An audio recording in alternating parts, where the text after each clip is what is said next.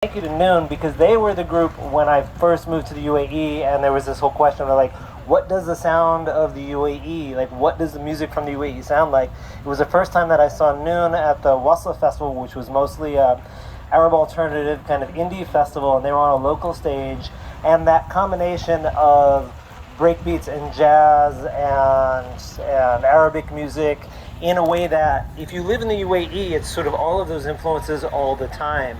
That's the sort of the state of being. So it doesn't feel forced. It doesn't feel like fusion. It feels like this is the world you live in.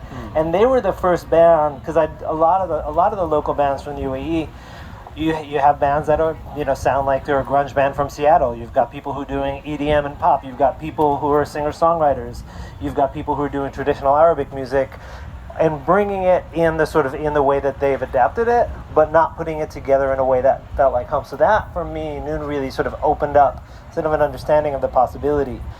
But I am a transplanted New Yorker. I used to be at Lincoln Center and Joe's Pub at the Public Theater in Central Park Summer Stage, and moved 7.5 years ago. And in the first season of the Art Center at NYU Abu Dhabi, we brought Fred Wesley and Pee Wee Ellis from the JB Horns and presented a transnational history of funk.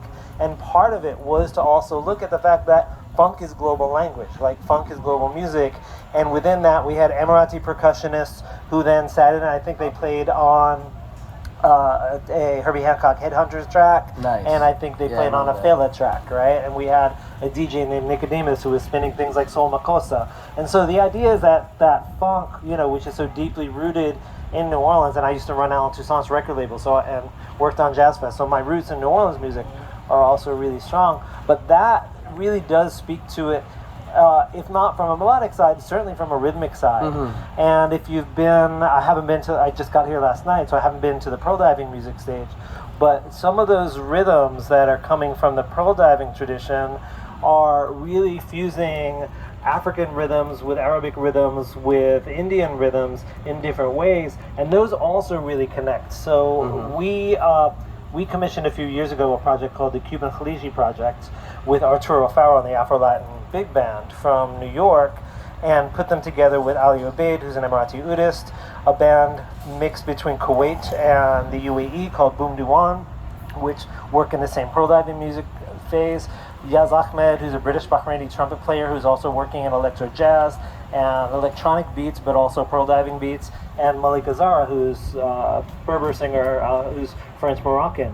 And one of the things that we talked about was that it wasn't so much building bridges, it was about sort of uncovering these sort of secret histories that were already present. So you've got a history of enslavement, you've got people from all over East Africa who are traveling regularly through the Gulf, through the pearl trade and so on. You've got the Arab Andalusian migration into the New World, and so you've got instruments and rhythms that end up in New Orleans and end up in Havana that are coming from that part of the world. So those connections are there, but people haven't looked at them so much.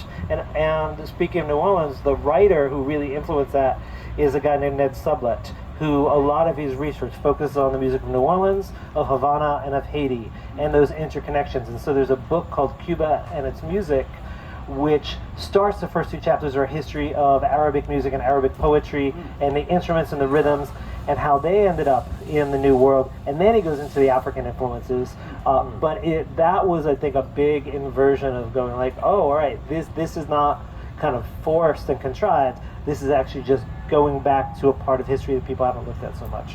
Right. Wow, that was amazing.